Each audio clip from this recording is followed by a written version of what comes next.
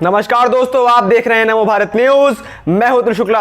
दोस्तों, आज की खबर किसी राजनीतिक मुद्दे से नहीं है। यह खबर देश के आम जन से जुड़ी हुई एक बात है। आज की खबर जो है वो आपके और हमारे लिए यह खबर बेहद ही जरूरी है, जिसे अक्सर हम लोग इग्नोर कर देते हैं। और यह मुद्दा जलवायु परिवर्तन से जुड़ा हुआ है। अक्सर हमें लगता है यह तो बहुत छोटा सा मुद्दा है, लेकिन इसी छोटे से मुद्दे ने न जाने कितने ही द्वीपों को डुबा दिया है। और अब यह खतरा भारत के ऊपर भी मंडरा रहा है और कैसे इसका सीधा असर हिमालय पर अब पड़ना शुरू हो चुका है और उसके डरावने परिणाम भी अब सामने आ रहे हैं। आखिर क्या यह पूरा मामला, उसके लिए आप इस वीडियो को पूरा अंत तक देखते रहिए और आप इस वीडियो को ज्यादा से ज्यादा शेयर करना मत भूलिएगा।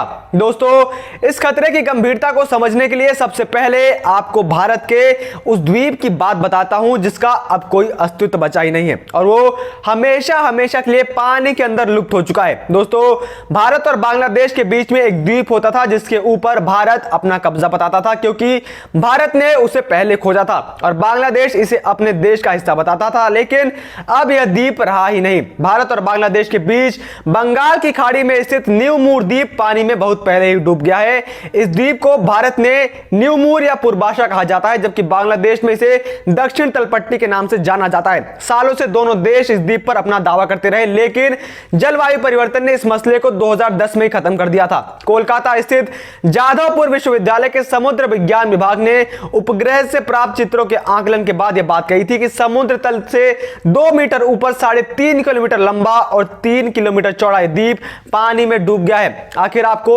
यह 2010 की खबर बताने का मतलब क्या था? दरअसल दोस्तों, उस समय जब यह द्वीप डूबा तो उसके ऊपर कोई जनसंख्या नहीं थी, लेकिन वहां पर बीएसएफ की चौकी हुआ करती थी जो इस द्वीप के डूबे जाने के बाद खत्म हो चुकी है। तो सुरक्षा के नजरिए से भी यह हमारे लिए एक बेहद ही चिंता का विषय है। इसके साथ ही अब यह खतरा उन द्वीपों पर भी बढ़ता जा रहा है जहां पर आम जनता रहती है, जिसकी वजह से ऐसी जगहों पर रहने वाले लोगों को भारी मात्रा में वहां से शिफ्ट करना होगा, जिसकी वजह से भारत के और राज्यों के ऊपर अतिरिक्त जनसंख्या की मार पड़ेगी और भारत पहले से ही अधिक जनसंख्या की मार झेल रहा है। अब आपको बताते हैं कि यह खतरा अब किन किन द्वीपों पर मंडरा रहा है। सबसे पहले तो यह खतरा भारत के ही द्वीप लक्षद्वीप और अंडमान निकोबार द्वीप पर मंडरा रहा है। लक्षद्वीप भारत के दक्षिण पश्चिमी तट से 200 से 440 किलोमीटर दूर लक्षद्वीप सागर में स्थित एक द्वीप समूह है। वहीं अंडमान निकोबार भी बंगाल की खाड़ी के दक्षिण में हिंद महासागर में स्थित है, लेकिन जलवायु परिवर्तन की वजह से अब इन द्वीपों के अस्तित्व पर भी खतरा मंडराना शुरू हो चुका है। और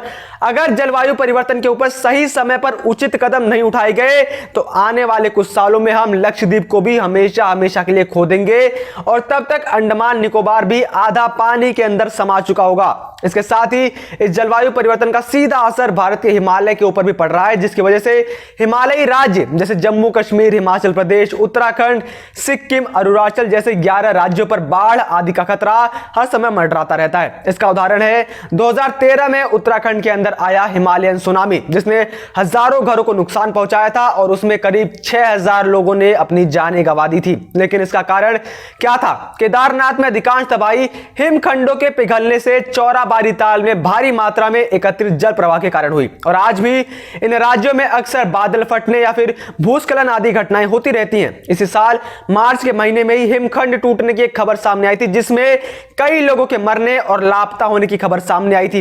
फरवरी में भी चमोली में ग्लेशियर फटने की वजह से धौली गंगा नदी में बाढ़ आ गई थी। उस समय 54 शव बरामद किए गए थे और सैकड़ों की संख्या में लोग लापता हो गए थे।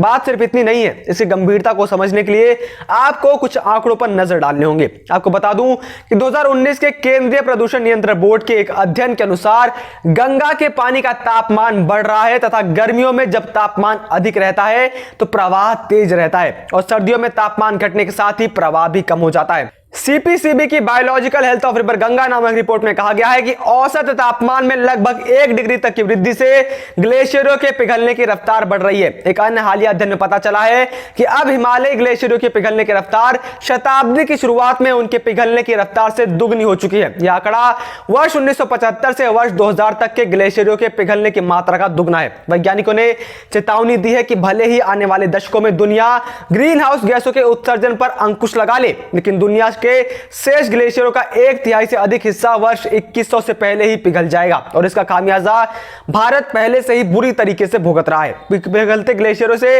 बाढ़ की बारंबारता में वृद्धि होती है, जिसके परिणाम स्वरूप नदियों, झीलों और समुद्रों जैसे पानी के अन्य स्रोतों के जलस्तर में अचानक से वृद्धि हो जाती है और इससे फिर हिमालय के पास भारत के जो 11 राज्य हैं वहां के लोगों को परेशानी झेलनी पड़ रही है। ग्लेशियरों के पिघलने से जैव विविधता को तो नुकसान पहुंचता ही है और जीव जंतुओं को अपने आवासों से हाथ धोना पड़ रहा है, जिसकी वजह से कई जानवर विलुप्त भी होते हुए जा रहे हैं। पानी का बढ़ता तापमान और जलस्तर जलीय जंतुओं एवं जलीय पादपों को भी प्रभावित करता है, जो बदले में उन पक्षियों को प्रभावित करते हैं जो उन पर आश्रित होते हैं। ग्लेशियरों के पिघलने से ताजे पानी की मात्रा में कमी आ सकती है, जो बढ़ती जनसंख्या की दृष्टि से एक बेहद ही चिंताजनक विषय की बात है। अब ऐसा नहीं है कि यह समस्या सिर्फ भारत में ही है, यह समस्या पूरे विश्व में है, लेकिन उसका भी असर भारत पर ही पड़ेगा। मैं बताता हूं कैसे।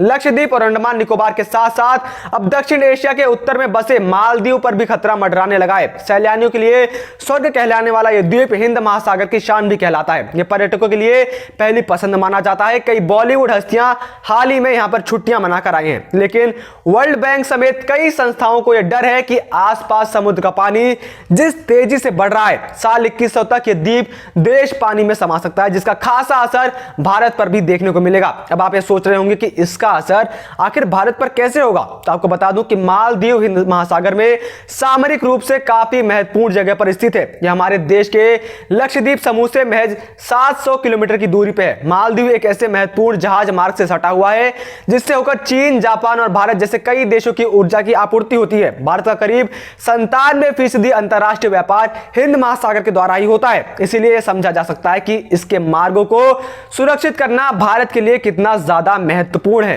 मालदीव में करीब 25,000 भारतीय रहते हैं। ऐसे में इसके जलमग्न होने के बाद इन सभी भारतीयों को वापस से भारत आना होगा और इन्हें यहां पर सब कुछ वापस से जीरो से शुरू करना पड़ेगा, जो कि एक काफी चिंता का विषय है। वहीं इसके साथ ही खूबसूरत बीचों से बने फिजी द्वीप में बड़ी संख्या में भारतीय भी रहते हैं।